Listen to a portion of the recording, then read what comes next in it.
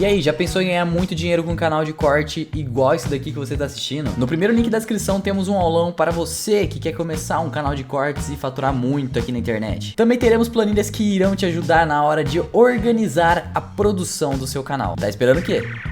E aí eu queria te perguntar, Albert, na sua opinião, como se proteger disso, já sabendo que a inflação vem desse aumento de oferta monetária, que o governo é o culpado por isso, que é uma série de consequências negativas, só dá pra gente sentar e chorar ou há alguma coisa a ser feita? Não, acho que hoje em dia, felizmente no nosso caso, a inflação é ruim, machuca, mas não é tão incapacitante quanto era no passado. Mas ainda assim a gente precisa proteger o nosso poder de compra, né? Então há várias formas de se proteger. Hoje em dia, felizmente, a inflação não é tão incapacitante quanto era no ano passado. Na década passada, no passado. Mas algumas são as mais conhecidas, como investimento em títulos de renda fixa que pagam a variação da inflação, Tesouro IPCA, as NTNBs, que é uma forma de se proteger. Não é perfeita, porque IPCA também não é um índice perfeito e não tem nenhum índice de inflação perfeito. São aproximações que mensuram a perda de poder de compra do dinheiro, mas é uma proteção.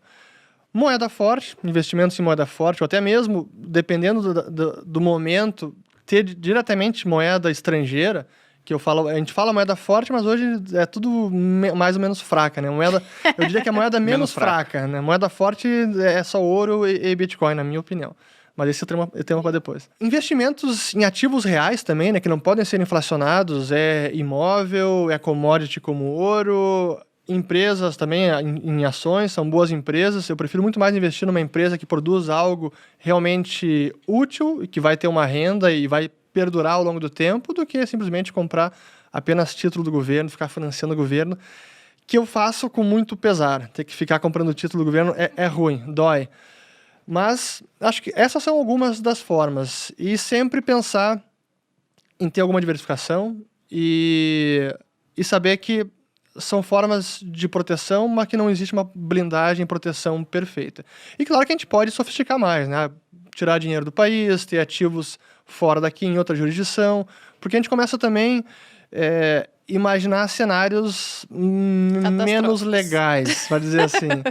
Porque, assim, o Brasil, a gente falou do Plano Collor. Cara, quem não se lembra do Plano Collor, que foi um confisco em massa, da noite para o dia, da poupança da população. Um negócio que não é... Numa canetada, foi isso, Numa né? canetada... Só pra eu entender, o cara falou, vamos pegar todas as poupanças aí, o dinheiro que tá na poupança é meu. Até Não só tanto de poupança quanto a corrente também. Contas também. Mas eles foram camaradas, porque eles pegaram dinheiro e depois abriram uma linha de crédito.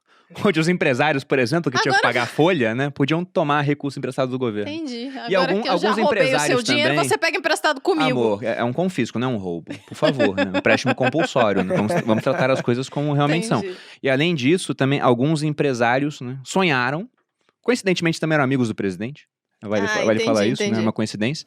Mas eles conseguiram tirar o dinheiro num golpe de sorte logo antes. Dias antes, momentos antes, entendi. Mas foi assim, colocaram um feriado bancário, e aí o brasileiro já estava acostumado, né, a saber que vinha alguma coisa depois de um feriado assim, e ele foi lá em uma canetada e tirou o dinheiro das pessoas. E aí você pode começar a pensar, né, porque tem aquela frase que atribuem ao Stalin, de que a morte de um é uma tragédia, de milhares é uma estatística. Aí você vê isso, confiscaram de todo mundo, mas quando você para pensar em casos individuais, imagina o caso daquela pessoa que, por exemplo, citando algo genérico aqui, o cara, ele vendeu um imóvel e aí ele não podia deixar o dinheiro fora do banco, porque com uma inflação muito alta, você perdia dinheiro a ponto de no dia seguinte estar tudo muito mais caro.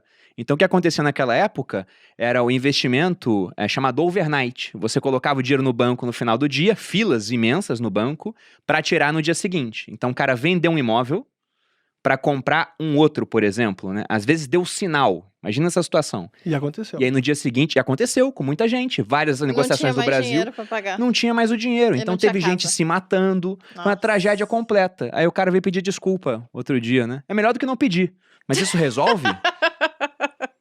É melhor do que não pedir, amor. Mas isso foi um plano mirabolante para tentar conter os efeitos da inflação naquela época. Depois eu vou voltar ao Plano Collor, que é interessante analisar um pouco melhor a ideia por trás do Plano Collor. Mas voltando então, como o Brasil teve esses episódios e existe algum nível de incerteza quanto ao nosso futuro, quanto à segurança jurídica, então é bom ter uma blindagem para aqueles que podem, ter também dinheiro fora do país. Aí tá noutra jurisdição, é mais difícil do governo meter a mão.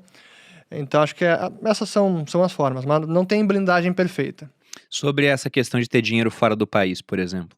Um ponto muito interessante, né? Você falou terras, né, imóveis vão te proteger da inflação, porque o preço do metro quadrado vai acompanhando junto, né? Quem, por exemplo, aluga tem sempre um reajuste pela inflação. Só que isso te protege desde que a inflação não entre num processo totalmente descontrolado e hiperinflacionário. Porque a gente pega hoje um imóvel lá na Venezuela, um imóvel de esquina em Caracas valia muito mais lá no início dos anos 2000 do que vale hoje em dia. Então te protege até não proteger mais.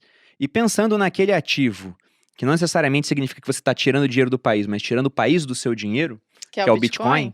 Né? Essa frase apareceu no documentário da Amazon que eu vi. Foi um estudante então, eu repeti essa sul-africano. frase, eu não sabia quem era o real autor. Foi nesse documentário? Eu vi lá, eu não sei se ele pegou legal. de alguém, mas quando eu vi essa frase, eu falei, nossa, brilhante, né?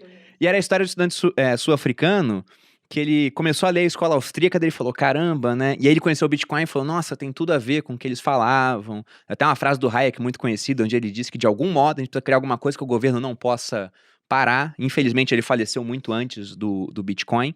Mas você enxerga o Bitcoin sendo uma proteção contra esses processos inflacionários que os governos causam na moeda? Sem dúvida, e eu diria mais do que isso, porque não apenas ele é esse ativo digital escasso, então não pode ser inflacionado, e é mais escasso do que o ouro. O ouro tem reservas que não foram ainda exploradas, algumas são desconhecidas. Daqui a pouco teremos tecnologia para tirar ouro de meteoros. Então a oferta de ouro aumenta mais do que a do Bitcoin, que é limitada e chegará aos 21 milhões máximos e não tem como aumentar além disso. Então sim, é um ativo escasso. Mas além disso, é uma blindagem adicional porque dá ao usuário a real independência do seu dinheiro. O caso como o plano Collor é impossível para quem tem Bitcoin. Não existe, não tem como. A não ser que alguém bote a arma na sua cabeça e te obrigue a entregar seus bitcoins. Mas numa canetada bloquear os seus fundos, qualquer governo, exército, enfim, a maior potência mundial, não tem como fazer. Então é até uma blindagem adicional que acho que por isso que é uma tecnologia tão fantástica, né? Sem dúvida que o Hayek estaria muito feliz de ver o nascimento do Bitcoin.